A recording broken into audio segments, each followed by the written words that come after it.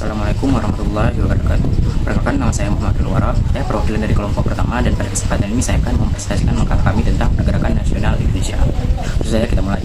Yang pertama, kita akan masuk dulu ke latar belakang. Kenapa topik ini penting dan apa yang melatar belakangi lahirnya pergerakan nasional Indonesia. Nah, penjajahan Belanda menimbulkan penderitaan bagi rakyat Indonesia melalui kerja paksa, monopoli perdagangan, dan diskriminasi rasial. Kondisi ini mendorong munculnya berbagai perlawanan bersenjata seperti Perang Diponegoro, Perang Pedri, dan Perang Aceh. Namun, karena masih bersifat kedaerahan, perlawanan tersebut mudah dipecah oleh Belanda. Dan dari pengalaman itu, muncul kesadaran bahwa perjuangan harus dilakukan secara terorganisir dan bersatu. Hal ini melahirkan gerakan nasional yang ditandai dengan berdirinya Budi Utomo sebagai awal perjuangan modern. Oleh karena itu, memahami sejarah perjuangan penting untuk menanamkan nilai persatuan, semangat juang, dan cinta tanah air. Selanjutnya, dari latar belakang tersebut, muncul beberapa pertanyaan yang menjadi fokus kita, yang dimana inilah rumusan masalah yang akan kita bahas. Yang pertama, bagaimana arti pergerakan nasional secara konseptual dalam konteks keindonesiaan?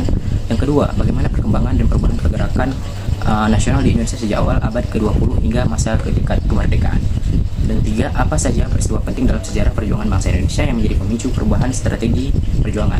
Dan bagaimana proses perkembangan moral terjadi pada remaja menurut pandangan para ahli psikologi perkembangan? Nah, dari rumusan masalah tersebut, berikut adalah tujuan yang ingin kita capai dalam makalah ini. Yang pertama, untuk menjelaskan arti dari pergerakan nasional secara konseptual dalam konteks keindonesiaan. Kedua, untuk memahami perkembangan di perubahan gerakan nasional di Indonesia mulai dari abad ke-20 hingga masa mendekati kemerdekaan. Tiga, yaitu untuk mengetahui peristiwa-peristiwa penting dalam sejarah perjuangan bangsa Indonesia yang memicu perubahan dalam strategi perjuangan. Baik, jadi di sini saya akan menjelaskan tentang apa sih yang dimaksud dengan pergerakan nasional. Jadi, pergerakan nasional adalah usaha bareng-bareng yang terorganisir dan dilakukan terus-menerus oleh bangsa Indonesia untuk mencapai kemerdekaan dan memperbaiki kehidupan. Jadi, nggak cuma pakai kekuatan fisik atau perang aja, tapi juga lewat dari cara lain seperti organisasi, pendidikan, media, dan diplomasi. Bedanya dengan perlawanan dulu yang masih lokal dan spontan. Kalau misalnya pergerakan nasional ini, dia tuh udah punya tujuan yang jelas, terus ada pemimpinnya, koordinasi, dan jaringannya juga luas. Selain itu, pergerakan nasional itu juga penting banget, karena bisa menumbuhkan rasa cinta tanah air dan menyatukan masyarakat Indonesia yang beragam. Jadi teman-teman, intinya pergerakan nasional itu adalah perjuangan bersama rakyat Indonesia buat merdeka. Tapi nggak cuma lewat perang aja, mereka juga pakai organisasi, pendidikan, dan pemikiran supaya lebih terarah dan kompak. Baik, selanjutnya saya akan menjelaskan tentang Gerakan Nasional Indonesia. Gerakan Nasional Indonesia berkembang dan keunikan karena mampu mempersatukan keragaman suku, budaya, bangsa, dan agama. Dimulai dari berdirinya Budi Utomo pada tahun 1908 sebagai pelopor, kemudian muncul organisasi lain seperti Serikat Islam dan Indisipartis dan Perhimpunan Indonesia yang memperkuat perjuangan. Awalnya gerakan bersifat komparatif dengan pemerintahan kolonial, namun berubah menjadi salah satu lebih radikal pada tahun 1920-an, ditandai dengan munculnya Partai Nasional Indonesia yang menolak kerjasama. Puncaknya adalah Sumpah Pemuda pada tahun 1928 yang menegaskan persatuan bangsa, tanah air, dan bahasa Indonesia. Jadi, Gerakan Nasional Indonesia bukan hanya perjuangan melawan penjajah saja, tetapi juga proses menyatukan seluruh rakyat Indonesia menjadi satu bangsa. Selanjutnya sini saya akan menjelaskan peristiwa sejarah perjuangan bangsa Indonesia. Perjuangan bangsa Indonesia ditandai oleh berbagai peristiwa penting yang menunjukkan perkembangan strategi dari waktu ke waktu.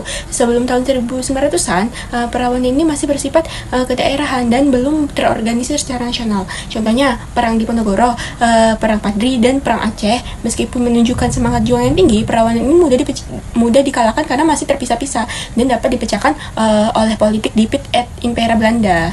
Terakhir kita sampai di bagian kesimpulan, yaitu rangkuman dari semua sudah kita bahas tadi. Gerakan Nasional Indonesia merupakan perjuangan yang terorganisir, memiliki ideologi jelas dan jaringan luas. Berbeda dengan perlawanan nasional tadi yang bersifat lokal dan mudah dipecah, perkembangannya berlangsung bertahap dari masa kooperatif, yaitu pada tahun 1908 hingga 1920, yaitu hingga masa radikal yang menolak kerja sama dengan penjajah. Puncak perjuangan ditandai oleh Sumpah Pemuda pada tahun 1928 dan proklamasi kemerdekaan Indonesia pada tahun 1945 sebagai hasil perjuangan panjang. Berbagai peristiwa penting seperti Budi Utomo, Indisipartis, dan peristiwa Rengas Dengklok menunjukkan bahwa kemerdekaan dicapai melalui proses yang sulit. Pada akhirnya, keberhasilan bangsa Indonesia meraih kemerdekaan didorong oleh semangat persatuan, pengorbanan, dan ketekunan yang harus terus dijaga oleh generasi penerus. Demikian presentasi yang bisa kami sampaikan. Mohon maaf apabila ada kekurangan dalam penyampaian maupun isi materinya. Terima kasih atas perhatiannya. Wassalamualaikum warahmatullahi wabarakatuh.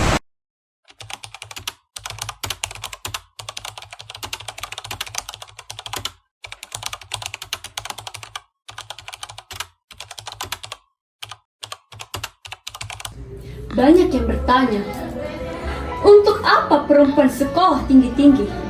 Bukankah mereka harus kembali ke dapur, ke sumur, bahkan keranjang sekalipun? Namun, menjadi perempuan bukan soal di mana ia berada, tapi bagaimana cara ia berpikir. Tapi, pendidikan itu tidak menghancurkan kodrat perempuan. Justru pendidikan yang menguatkan perannya. Bukan untuk melawan, tapi untuk menyadarkan.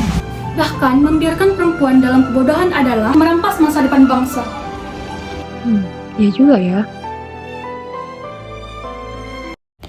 Derap langkah sang pejuang menggapai sebuah impian. Bersandar doa dalam dekatnya mengukir kisah yang melegenda. Mengingat salah satu sosok pergerakan nasional kaum perempuan adalah Raden Ajeng Kartini, perjuangan seorang wanita tidak berhenti sampai di sini. Beliau selalu memikirkan kemajuan yang setara. Raden Ajeng Kartini tak tinggal diam ketika beliau melihat kaum perempuan Indonesia terus terbelenggu dan mendapat diskriminasi. Beliau memikirkan langkah-langkah strategis guna memastikan perempuan mendapat hak yang sama rata dengan kaum laki-laki. Raden Ajeng Kartini tidak membutuhkan materi. Yang beliau butuhkan adalah sebuah kehormatan seorang wanita. Habis gelap, terbitlah terang. Semboyan yang disampaikan oleh wanita hebat, yakni Raden Ajeng Kartini. Kini sosok asli R.A. Kartini memang sudah tiada. Namun yakinlah bahwa bangsa Indonesia akan selalu melahirkan kembali Kartini lain.